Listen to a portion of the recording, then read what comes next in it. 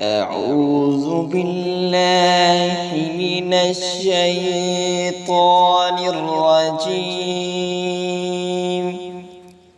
بسم الله الرحمن الرحيم. درود حفاظت. اللهم صل على سيدنا محمد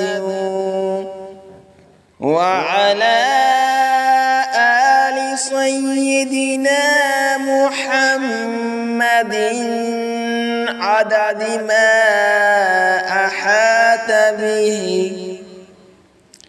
علمك وجرى به قلمك وسبقت به مشيئتك وصلت عليه ملائكتك صلاة